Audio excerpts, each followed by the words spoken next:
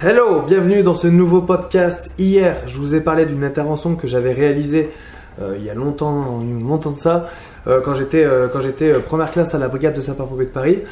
J'étais alors servant au premier secours, au PS. On est parti fumer suspecte. Au final, il y a eu un feu d'appartement. On a fait un sauvetage. Il y a eu complément départ normal. Ensuite, l'ambiance de réanimation est arrivée. Et puis voilà, on a sauvé quelqu'un. Je vous ai raconté ça dans la vidéo d'hier. Je ne vais pas vous refaire l'intervention. Vous pouvez aller voir la vidéo. Elle dure 17 minutes, une longue vidéo.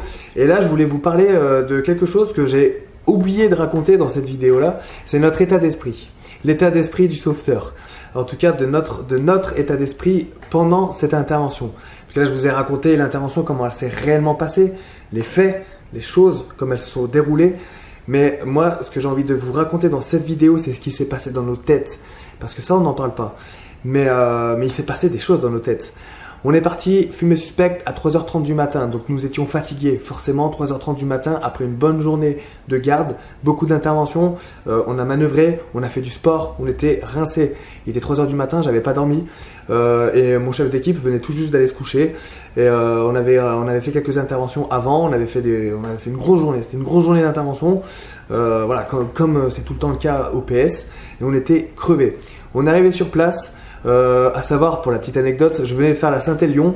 Je ne sais pas si vous connaissez la Saint-Élion, c'est un trail nocturne de Saint-Étienne à Lyon. J'avais réalisé la course peut-être 10 jours avant, donc c'était 69 km entre Saint-Étienne et Lyon. Voilà, j'avais juste plus de jambes, surtout que c'était au 9e étage, j'étais rincé. Mais j'étais vraiment éclaté. Je me rappelle même que le jour de cette garde, c'est la première fois en 5 ans où j'arrive pas à monter la planche en tenue de feu. Non, en tenue SPF1. C'est la première fois qu'en tenue SPF1, j'arrive pas à monter la planche parce que j'étais rincé. Bon, bien sûr, mes collègues, ils ont compris. J'avais fait la Saint-Élion, j'étais vraiment éclaté. C'était quoi, 10 jours avant, j'avais fait la Saint-Élion. Bref, ça, c'est la petite anecdote. Et moi, ce que je voulais vous raconter, c'était l'état d'esprit, dans quel état d'esprit on était quand nous sommes partis sur cette intervention. À savoir que quand nous étions sur cette intervention, quand nous étions dans l'engin, dans le PS, moi j'étais le plus ancien à l'arrière, j'étais le plus ancien du PS. Il y avait mon pote Raphaël de Lyon, le sapeur de liaison. Lui, il était rentré quelques mois après moi, peut-être 6 mois après moi. Donc c'est pas non plus énorme, mais il était rentré 6 mois après moi. J'avais mon chef d'équipe qui était caporal, Eric. Lui, il était militaire avant.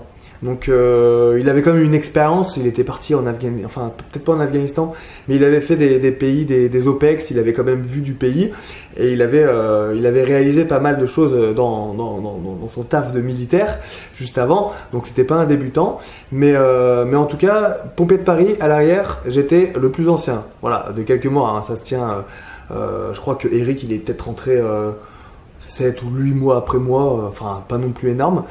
Mais voilà, donc du coup on part. Donc tout ça pour dire, c'est pas pour dire que j'étais le plus vieux. Voilà. C'est juste pour vous dire que nous étions un équipage de jeunes. Nous étions jeunes. Jérémy, le conducteur, il avait pareil. On était contingent. Donc on avait 2 ans de service, quelque chose comme ça. On était jeunes, On était jeunes en service. On était tous jeunes. Il y avait que le chef d'agré qui était un peu plus ancien. Il était sergent de carrière. Donc voilà, lui il avait de la boîte. Et heureusement qu'il avait de l'expérience parce que du coup on aurait, je sais pas comment ça serait passé si on avait que des gars de 2 ans de service. Bref, tout ça pour vous dire que nous on part pour fumer suspect. On se retrouve dans le PS, bande de jeunes dans le PS, à s'équiper, à se dire ce soir c'est peut-être le soir, on sait pas. Comment ça se passe dans nos têtes, notre mentalité? On se fait dessus quand même.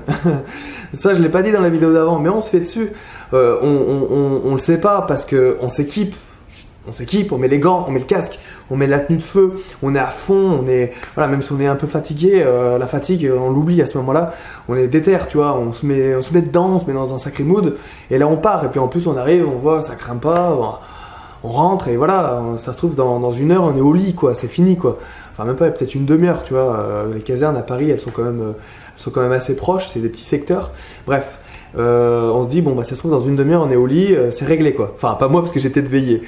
Et bref, on arrive et là quand on réalise que ça crame, donc moi c'est quand je vois mon pote Raph qui descend les escaliers, qui me dit un peu affolé, tu vois, c'est un pote à moi, hein, Raph.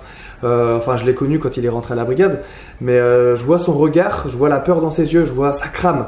C'était son premier feu, c'était l'un de mes premiers feux, c'était pas mon premier feu, mais c'était l'un de mes premiers feux. Et je vois la peur dans ses yeux, je me dis waouh.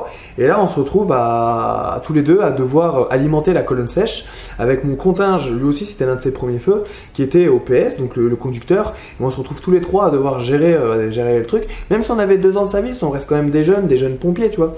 Et on avait un peu peur. Ça on en a discuté après. Sur le coup, on fait ce qu'on a à faire, on applique à la lettre ce qu'on nous a appris. Donc il n'y a pas de souci. On nous entraîne tellement tout le temps. La matinée de cette intervention, on a bien manœuvré. On avait fait une belle manœuvre en plus. C'était super bien passé la journée. Donc on était au taquet. Enfin, on connaît notre taf. Donc le stress, en fait, il part en fait. On a juste à poser un peu le cerveau et à appliquer à la lettre ce qu'on a appris à la lettre. C'est pour ça qu'on fait des formations, c'est pour ça qu'il y a 4 mois d'instruction, c'est pour ça que tous les jours on s'entraîne, etc., etc. Mais il y a quand même une petite peur, et ça on en discute après. Et dès qu'on arrive en haut, donc avec Raph, on arrive, la porte elle se pète, il y a la fumée qui sort, là on n'a pas le temps d'avoir peur. On met l'aérie et on rentre. Et c'est marrant parce qu'on en discutait après, la porte elle se pète et tu vois le réflexe quand la porte elle se casse, c'est qu'on se met sur le côté pour que on a peur à ce moment-là, on se dit ça se trouve la porte elle va péter et puis derrière il y aura une explosion de fumée, il y a des pompiers qui sont morts comme ça, la porte elle s'est ouverte et derrière bam explosion, tu vois, il y en a qui sont morts comme ça, donc il y a quand même cette peur, cette appréhension. Et on est formé pour ça. On sait qu'on ne doit pas rester en face d'une porte qui s'ouvre. Donc du coup, la porte elle s'ouvre, on se met de côté. Hop, là il y a la fumée qui sort et on se dit, on met les masques en enclict et on rentre et on se dit ça y est quoi, on rentre avec le tuyau et on est quasiment sûr qu'il y a quelqu'un à l'intérieur. Et on flippe grave. Mais on sait pas qu'on flippe à ce moment-là. C'est qu'après, à la fin, une fois que la pression elle retombe et qu'on souffle et qu'on se dit waouh. Finalement, quand j'étais là-haut, j'avais peur, mais il y a quelque chose qui nous pousse à le faire en fait. Parce qu'on se dit qu'il y a quelqu'un à l'intérieur, il y a peut-être quelqu'un. 3 fois sur 5, il n'y a personne. On ne sait pas, donc on y va. Et il y a quelqu'un. On prend la personne, on la sort et on fait notre travail. Et en fait, le truc, c'est que si on avait peur, si on se laissait enfermer par cette peur, la peur d'affronter quelque chose de dangereux, quelque chose de grave, tu vois, il y a un feu, il faut rentrer dans le feu. On n'a quasiment pas de protection à part notre tenue, on sait qu'une explosion et on est par terre. Une explosion, on est par terre. Et personne pour venir nous chercher parce qu'on n'était qu'un seul engin. Mais ça, on n'y pense pas, on fait ce qu'on doit faire. Donc il y en a beaucoup qui me demandent mais comment tu t'interviens dans ce genre de choses sans avoir peur. Mais en fait la peur tu la mets de côté, tu n'y penses pas. C'est que après quand tu te refais ton intervention, quand t'en parles à tes collègues, que tu te dis ah ouais j'avais quand même un truc au ventre quoi. La porte quand elle s'est ouverte, on s'est mis comme ça et on a limite un peu cligné des yeux en se disant est-ce que ça va pas exploser, est-ce que ça va pas péter. Et on y est allé, et on a fait notre travail. C'était qu'un feu d'appart. C'était rien, franchement c'était rien. J'ai fait des feux, parce que je dis je, mais tous dans ce PS là, j'allais dire des putains de pompiers, mais ouais, c'était des super pompiers. Et on a tous fait des superbes interventions par la suite, des feux, mais voilà, des trucs de ouf quoi. Mais ça c'était qu'un petit feu d'appartement, feu de salon, c'est rien quoi, c'est rien. Et il y avait quand même cette petite peur. Mais comme je te le dis, la peur, dans l'action, tu l'oublies. Tu fais ce que tu as à faire. Le temps, il est compté. On aurait pris peut-être 5 minutes de plus. La dame, elle serait peut-être morte. Tu vois ce que je veux dire? Alors on y allait. Et on se poussait quoi. Eric, il me motivait. Moi, je motivais Eric. Derrière, il y avait Raph. Il y avait Jean-Claude, le chef d'agré. Et ça y est, il fallait y aller quoi. Il fallait y aller et juste mettre en pratique ce qu'on avait appris. Et en fait, à la brigade, tout ça pour conclure cette vidéo, on est tellement formés, tellement bien formés. Tous les jours, on manœuvre. Souvent, c'est chiant. La plupart du temps, c'est chiant parce que on manœuvre et on les connaît les manœuvres à force. Au bout d'un temps, on les connaît. Mais ça sert parce que bah après ça devient un automatisme sur intervention. On sait ce qu'on doit faire. Quand je donne le raccord au conducteur, je sais ce que je fais. Le conducteur, il sait ce qu'il doit faire. Je sais ce qu'il me reste à faire. Je sais le matos que je dois prendre pour monter en haut. Je sais comment va se dérouler l'intervention, à quelques nuances près. Là, on était parti pour faire une lance et pour éteindre le feu. On s'est retrouvé à faire une reconnaissance avec les tuyaux et puis à faire un sauvetage. Voilà, ça c'est l'adaptation. Après, on s'adapte, c'est l'adaptation. Mais voilà, on connaît notre taf.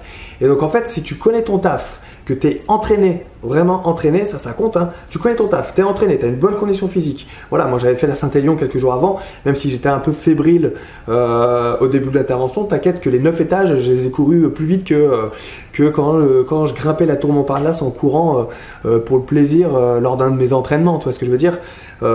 C'est autre chose, tu as l'aérie, tu as l'équipement, tu as les tuyaux, tu as tout ce qu'il faut et tu traces parce que tu sais que là-haut il y a tes potes qui t'attendent, qui sont en train de péter une porte et ils sont là, ils t'attendent quoi.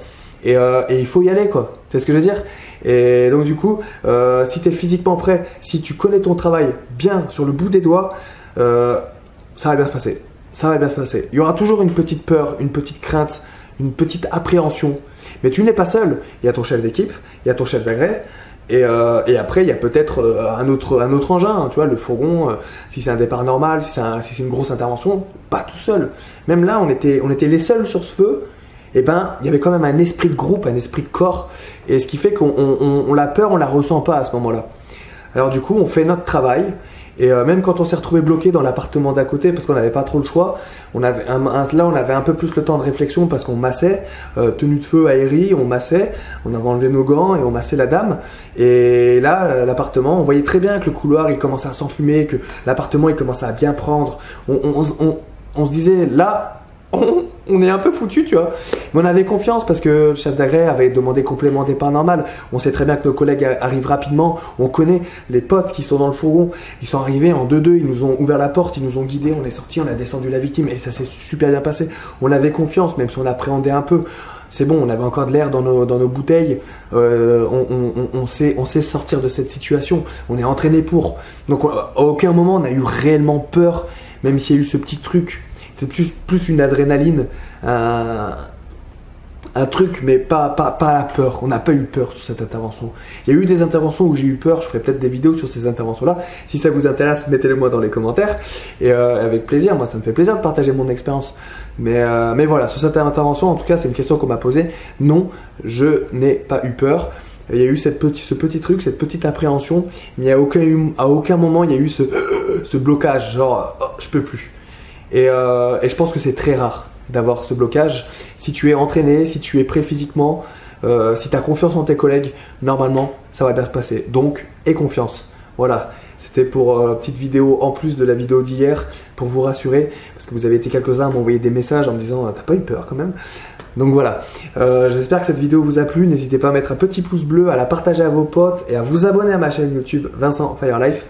Voilà, n'hésitez surtout pas à faire tout ça. Moi, ça m'aide à développer ma chaîne YouTube. On est de plus en plus nombreux et ça, c'est cool. Vous pouvez aussi commencer ma méthode d'entraînement. Dans la description, il y a le lien. C'est un site internet. C'est mon site internet. Il y a mes programmes d'entraînement. J'en ai 3. Des programmes plus ou moins péchus. Donc, il y a le gros programme et après, il y a un programme Luc Léger et un programme pour commencer qui s'appelle la méthode préparative. Et puis, vous pouvez aussi trouver mon t-shirt. Je vous l'ai montré hier, je l'ai reçu hier ce t-shirt. Et donc, il est vraiment bien, je suis vraiment content. Vincent Fire Life. Donc, voilà. J'ai dormi avec, je vous l'avoue. En tout cas, je vous souhaite une bonne journée. Merci d'avoir regardé cette vidéo. Et on se retrouve demain pour une nouvelle vidéo. Rompez, que Sainte Barbe vous protège. Et n'ayez pas peur, vous êtes formés pour ça. Ciao.